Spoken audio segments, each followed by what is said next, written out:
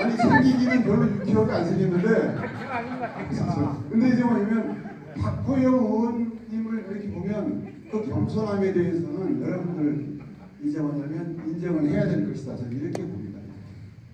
그래서 겸손함 그리고 성실함 이렇게 그리고 하다 보면 의도라는 말이 이제 제가 이제 정청래 대표랑 얘기 가끔 나오는데 정치적 의도를 가지고 얘기를 하지 않습니까? 정치적 의도를 가지고 얘기를 하는데 모든 의도는 다 들키게 돼 있습니다. 요즘 유권자들의 수준, 시각이 매우 높습니다. 그래서 내가 정치를 하면서 이걸 잠시 눈속임할 수 있겠지, 나의 정치적 의도를 숨길 수 있겠지, 천만의 말씀입니다. 다 모든 정치적 의도는 들키게 돼 있습니다. 정현철이 정치적 의도가 있어. 딱 하게 되면 이렇게 얘기하면 저도 정치적 의도가 있을 수 있는 다 들통이 나는데 문제는 뭐냐면 어차피 들킬 의도 어떻게 해야 되겠습니까? 그 의도가 선해야 된다. 선해야 된다. 선한 의도가 들키면 그건 시너지 효과가 나는데 선하지 않은 의도가 들키게 되면 이것은 그게 안 좋은 소문이 되고 안 좋은 평판이 되고 안 좋은 평판이 되면 선거 결과는 안 좋게 해줄 수 있기 때문에 어쨌든 가급적 그래서 상대방에 대한 공격도 좀 지양하시고 자기의 선한 의도, 선한 비전, 성실함 이것으로서 승부를 거는 게 왜냐하면 유권자들이 그런 네거티브에 쏘가 넘어가는 그런 수준이 아닙니다. 그런 수준이 아니기 때문에 또는 자기 열린 내가 기업을 하면서 과거에 사회활동을 하면서 단체활동을 하면서 이런 경륜이 있다. 또 정치활동을 오래 하면서 이런 경륜이 있다. 경험이 있다. 이런 경험과 지혜를 모아가지고 이러이런 비전을 실현하겠다. 이렇게 나가는 건 매우 바람직한데 그 과정에 뭐 누구는 뭐고 누구는 뭐고 이거는 사람들이 그걸 들으려고도 안 하고 기획하지도 않습니다. 그러니까 자기 비전을 선하게 얘기하면서 선한 정치적 의도를 들켜라. 선한 정치적 의도를 들켜라. 강소연 씨 아시겠습니까? 네, 선한 정치적 의도를 들켜라. 저는 그런 말씀을 하고 싶습니다. 그래서 제가 오늘 여러분들이 집에 가서라도 내일부터 그래 걷고 다니자. 한 사람을 만나더라도 5사람을 만나더라도 걸어다니면서 내가 윤대림인데 도의원 출마하는데 사람들이 알아서 도의원 뽑아주겠지. 내가 어떻게 살아왔는데 그건 착각입니다. 사람들은 가급적 그리고 둘 이상 다니지 마십시오. 둘 이상 다니지 마시고 아무리 동창들이 따라오겠다고 하더라도 그냥 이제 결혼을 했으면 배우자랑 다닐 수 있으면 좋고 그렇지 않으면 친구 한 명 정도 해서 남자역에 다니면서 그렇게 해서 남은 기간 동안 골목을 장악하다 보면 여러분들에게 승리의 영광이 이제 주어질 것이다. 저는 그렇게 생각하고요. 그리고 그러면 만약에 당선됐습니다. 당선됐는데 무엇을 할 것이냐가 중요해졌습니다. 무엇을 할 것이냐. 무엇을 할 것이냐. 제주도를 어떻게 할 것이냐. 제주도를 어떻게 할 것이냐. 여러분들 혹시 문재인 대통령이 제주 공약 기억하시는 분 있습니까? 아마 짤막 그 슬로건으로 요약을 하게 되면 평화와 인권의 꿈을 품은 평화의 선 제주입니다. 혹시 이재명 대통령의 공약을 함축적으로 표현한 내용 아시는 분 있습니까? 아마 그게 확 이슈화가 되지 않았기 때문에 기억 못하고 정리를 한다면 지속 가능한 글로벌 제주, 지속 가능. 이 지속 가능한 속에 글로벌 속에 너무나 많은 것들이 들어있기 때문에 그 세부적인 국제 정책 사업들은 쫙 뽑아내서 이제 앞으로 구현시켜 나가면 되는 것이고 그러면 이제 그러한 국가가 제주도를 바라보는 시각, 그러니까 문재인 정부 때 또는 윤석열 정부 때 이재명 정부 때 바라보는 시각에 대해서 여러분들은 스스로 분석할 줄 알아야 된다고. 그리고 제주도의 과거와 현재와 미래에 대해서 광역구원이라면 지방의회 주민을 대표하는 의원이라면 스스로 학습도 하고 비전도 제시할 수 있어야 된다 이런 생각을 했습니다. 알다시피 제주가 어떤 땅입니까? 제주는 하늘의 선택을 받은 고배로운 땅이기도 하지만 과거에 보면 몽골의 지배 백량간 받았고요. 그리고 출입금지령 리베이 땅이기도 하고 출입금지 땅이기도 하고 중앙정부로부터 가진 수탈을 받았었고 우리 이경철 선배가 전공이긴 합니다만 그 일본이 대륙을 침탈하기 위한 발판으로서 제주 마지막 항전의 장소로서 별치로 작전의 요새로서 제주 그 과정에 제주는 엄청난 일들을 겪었습니다. 그리고 우리가 알다시피 예비검속 4.3 뭐 이런 그 과정 속 그것들 따지고 보면 제국주의 전략의 희생이터 국가폭력의 희생이터가 제주도였습니다. 그렇게 아름다운 땅이지만 그렇게 한과 눈물이 많은 땅이 제주도이기도 하다. 이걸 잘 가꿔서 후손들에게 물려줘야 될 그러한 책임이 우리 정치인들에게 있는 것입니다. 그러려면 여러분들이 그것들에 대해서 학습도 하고 연구도 하고 토론도 하고 해야 됩니다. 왜? 지역을 책임지겠다고 나오기 때문에. 그런데 이제 우리가 기억할 정도로만 말씀드리면 국제자유도시 제주를 계속 얘기하는데 국제자유도시 기본계획이 99년도에 수립이 됐습니다. 김대중 정부 하에서. 김대중 정부에서 기본계획이 수립됐는데 그 당시에 왜 국제자유도시 제주는 국책사업입니다. 여러분. 국책사업. 제주도가 저기 지방사업이 아닌 국책사업이라는 것이죠. 지방사업인데 그 당시에 왜 제주를 사람, 상품, 자본이 이동이 자유로운 곳으로 만들어서 동북아 경제공동체의 중심지로 키우겠다.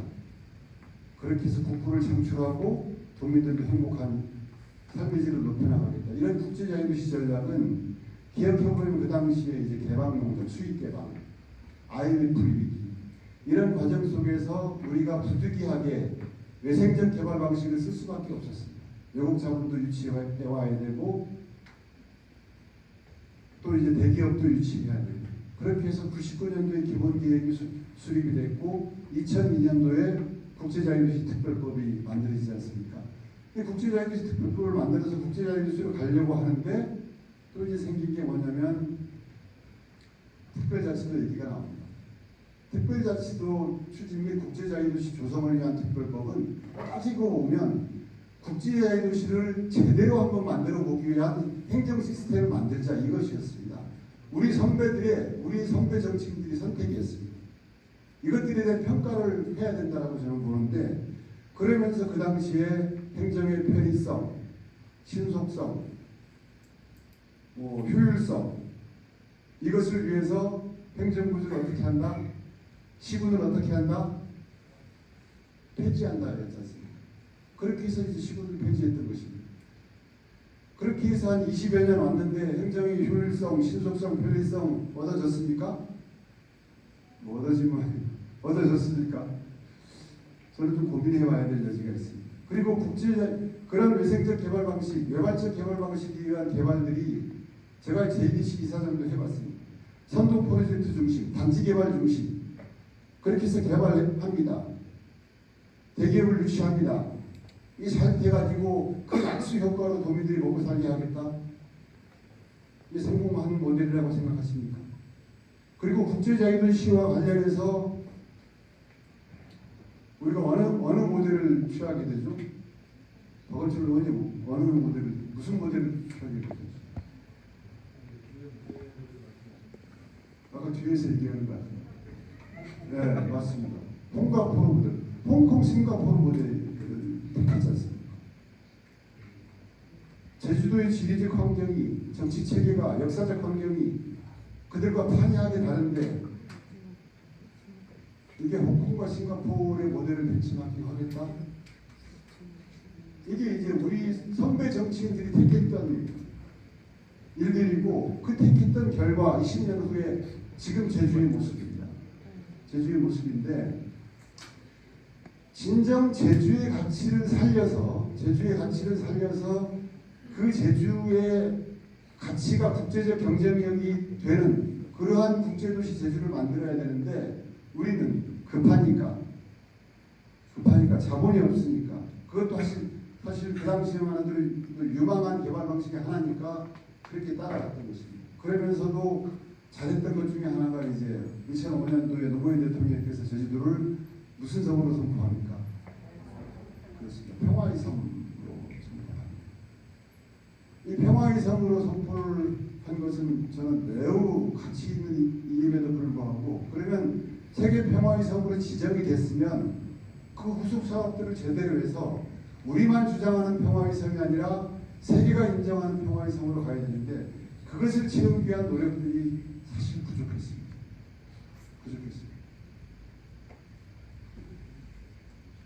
이제 와서 여기서 이제 뭐냐면 여러분들 지방선거를 치르고 앞으로 지방의정을 장악하게 되면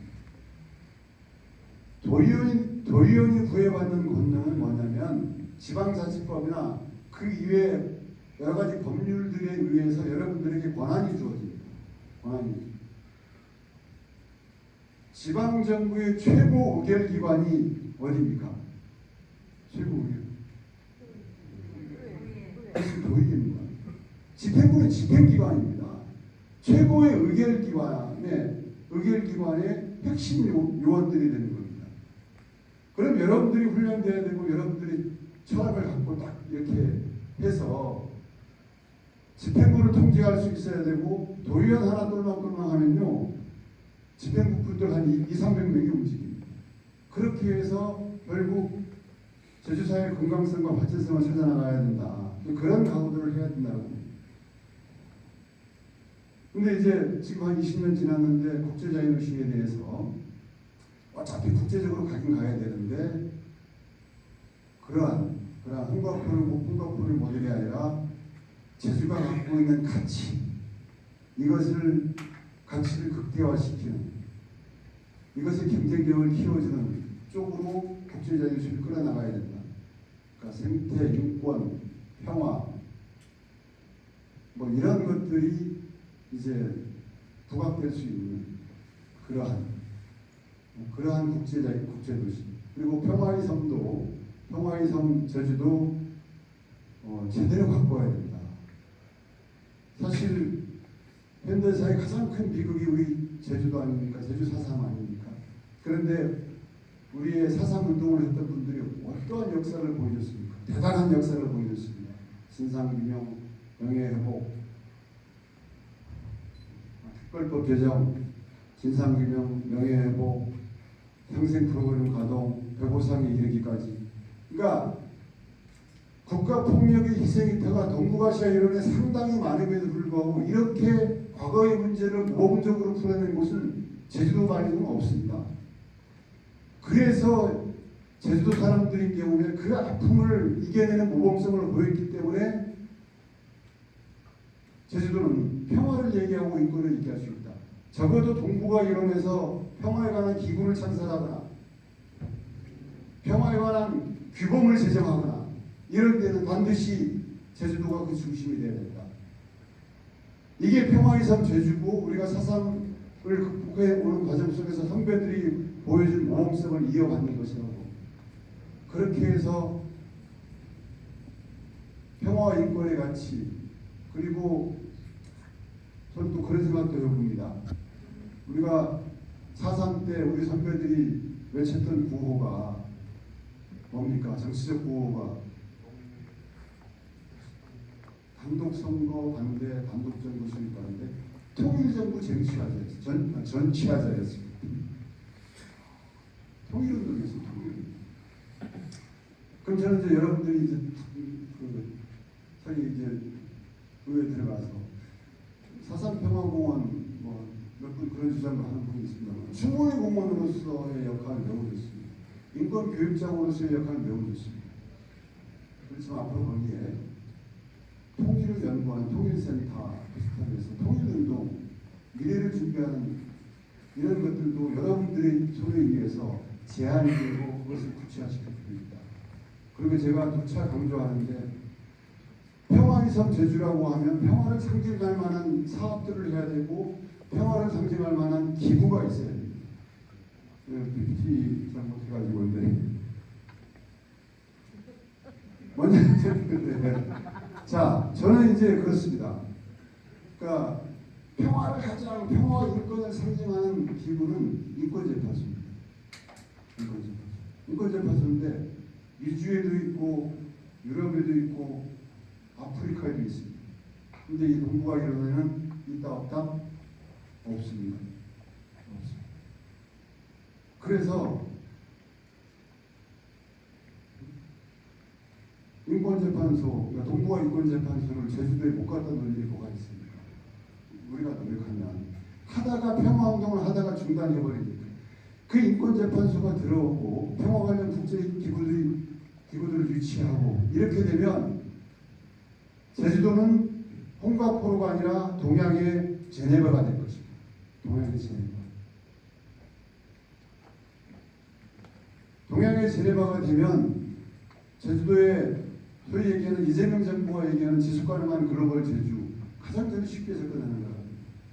그러니까 이런 것들도 의원님들 저도 이제 정신없이 지내다 보니까 되는데 그런 운동들을 좀 펼쳐줬으면 좋겠다.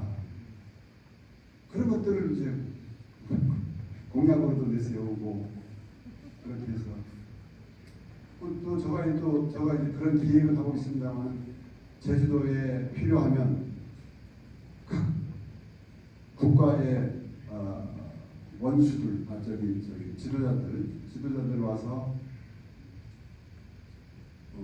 또는 이제 지도자를 대표하는 사람. 근데 워낙 정치적 지형이 복잡하게 되면 민간 기구를 대표하는 사람, 대표자들을 와서 제주도에서 동아시아 인권위원회를 만들고 그리고 동아시아 몇 번 모이고 회의도 하고 해서 동아시아 인권선언을 하게 하고 동아시아 인권선언을 그런 걸 이제 이니시티브를 쥐고 가는 인권선언을 하게 됩니다. 그러면서 그 사상의 전국화 세계화로 봅니다. 저희는 사상의 전국화 세계화가 우리가 얘기하는 전국화 세계화가 매우 우리의 아들 딸들이 앞날을 위해서 매우 유용한 가치다. 먹고 살아갈 가치다라고.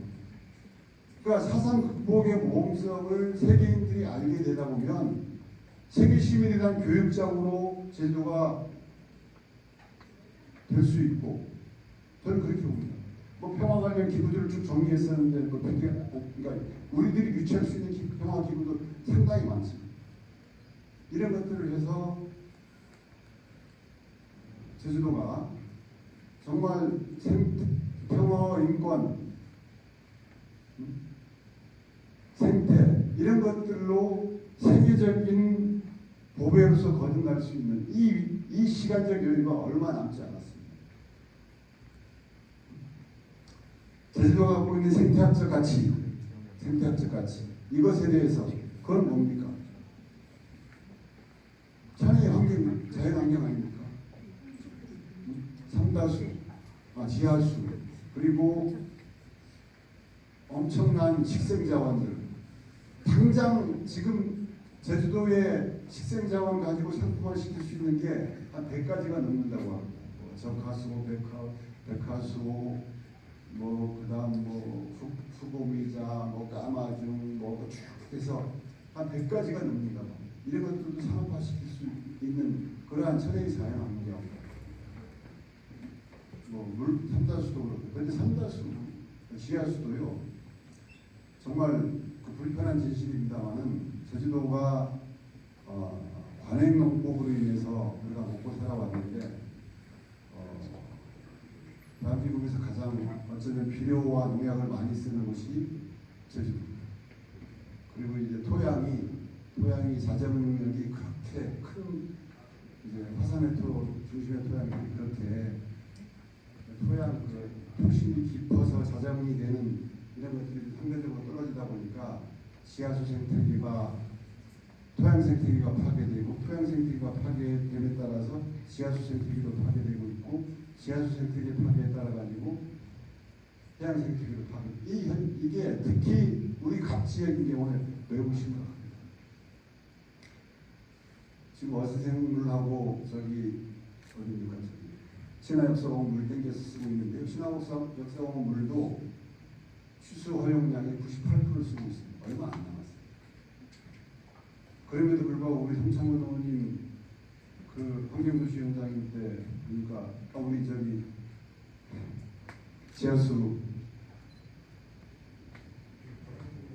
관련해서 토론하는 거 한번 봤는데 문제적인 스타일이 나름 했는데 어떻게 해결하고 있는지 모르겠어요. 강성희 의원님 지하수 취수량이 몇만 톤 되죠.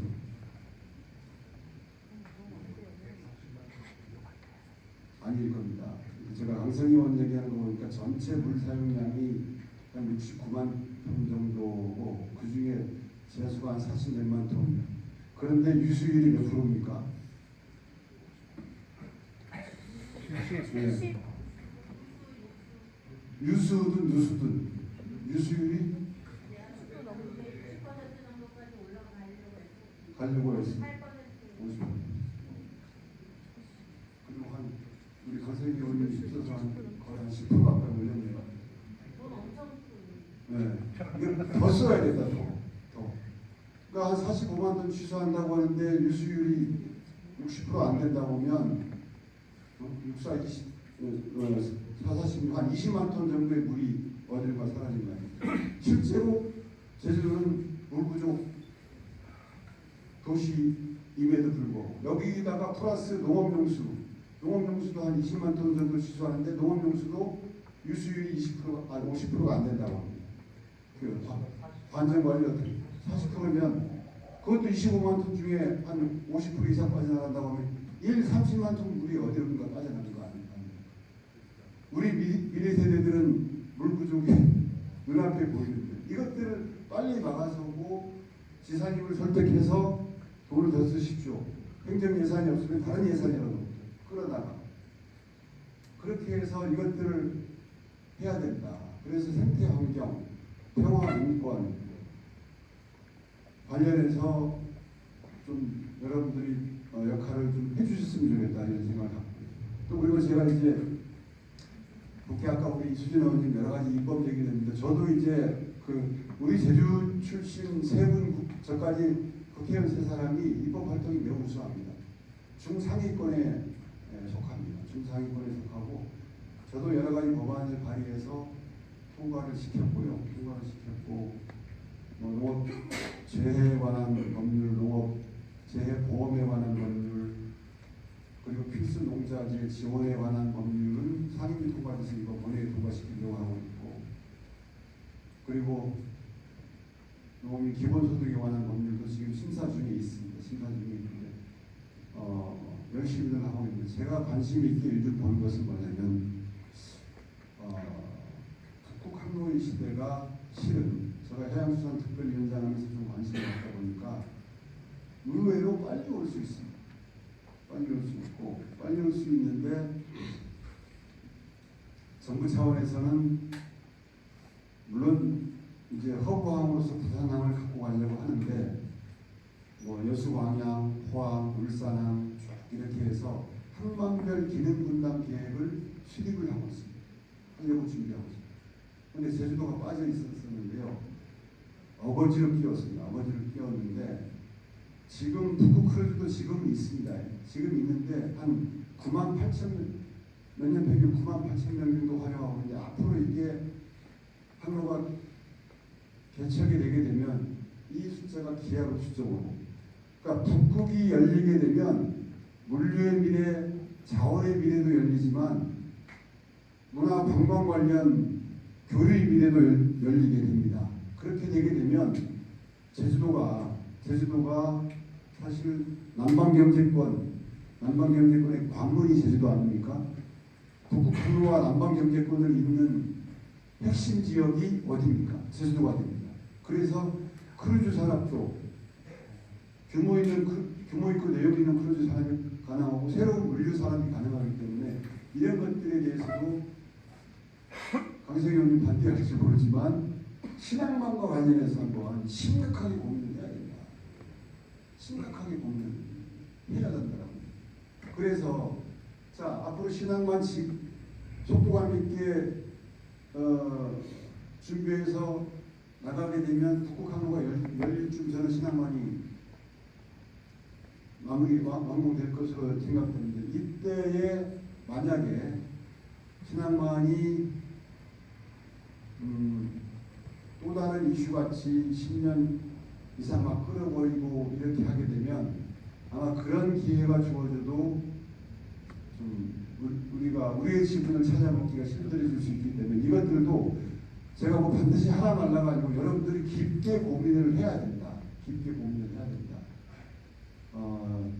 그렇게 해서 앞으로 제주도가 대한민국의 미래 먹거리를 만들 수 있는 이런 장으로 나가야 되기 때문에 그리고 뭐 우리 김희연 선배님 건강 전문가 계십니다만은 이제 기본적으로 우리가 산업 구조가 1차 산업과 3차 산업 중심인데 이게 그래서 산업 구조의 다변화가 필요하다라고 얘기하면 기본적으로 1차 산업과 3차 산업을 고도화시키는 게 매우 중요합니다. 고도화시키는 게 매우 중요한데 그래서 저는 이제 의료관광에 대해서도 좀 웰리스 의료관광에 대해서도 신경을 쓸 때가 됐다. 그래서 이번 대통령 공약에 헬스케어 타운에 중입자 암치료센터를 유치하려고 했었습니다. 그런데 김성환 지금 기후에너지부 장관이 지방 공약을 정리했었는데 부탁하니까 이거 그냥 돈 5천억 그냥 주라는 얘기 아니냐고 뭐 이렇게 개별 사업의 명칭을 그대로 쓰는 경우가 어딨냐고 두루뭉실하게 쓰겠다라고 해서 정리를 했습니다만은 저기에 중입자 암치료센터 치료를 받으려고요 지금 한 9개월 이상 대기했다가 치료를 받습니다. 제주도인 경우에 국외 수요도 많습니다. 국외 수요도 많습니다. 그러니까 헬스케어 타운에 그런 앵커 올림피아드 하나를 딱 유치하게 되면 헬스케어 타운 그리고 그 옆에 세포치료 기관 한 2개 정도 가져놓고 유치하고 뭐 어떻게 될지 모르지만 성형 미용과 관련해서 이렇게 기관 딱 갖다 놓고 딱 정리하게 되면 저는 균형 발전 거기서부터 시작되고 서귀포의 경제는 확 산다고. 그러니까 이런 것들도 실은 여러분들이 미래 먹거리에서 고민하고 제안하고 돌파하고 그렇게 해야 된다라고. 지금 몇 분 됐죠? 네. 제가 이제 그러면 마지막으로 이제 제가 도의원 재선을 했었는데 그때 저희는 지금 지사님하고 같이 유정문 의원하고 같이 그 국경으로 상해로 그러니까 이런 사업을 해서 제주도를 먹여 살리자 그렇게 해서 여러 가지 일들이 했었습니다. 여러 가지 일들. 나중에 뭐 시간 나면 사적으로 얘기해 주겠습니다만 지방 의원이라는 의회 주민대표라는 빠지 딱 달게 되면 그게 공적 마인드, 선한 목적이라고 하면 여러분도 할 수 있는 게 너무나도 많습니다. 뭐 저는 또 이제 그때 그 우리 지역에 마늘 가지고 북한도 들어갔었고요. 그러니까 별거 다 할 수 있습니다. 그러니까 하긴 아닙니다. 그래서 여러분들 시간이 안 돼서 뭐 진행을 간단히 받겠습니다만 내일부터 들이대야 된다. 그리고 골목을 장악하시라. 외모는 상대방에 대한 존중이다. 알아주는 사람한테 충성도 하고 알아주는 사람한테 표를 준다. 아무리 자기가 나이가 들었다, 경험이 있다, 사회적 위치가 이랬는데 나가 어떻게 골목에 걸어다니면 이러면 안 됩니다. 딱 그런 거 있고 사람 달라진 사람, 정말 저 사람 믿어보고 싶어 하는 사람, 이런 말을 들으면 좋은 결과가 여러분들께 주어질 것으로 보여집니다. 예, 고맙습니다.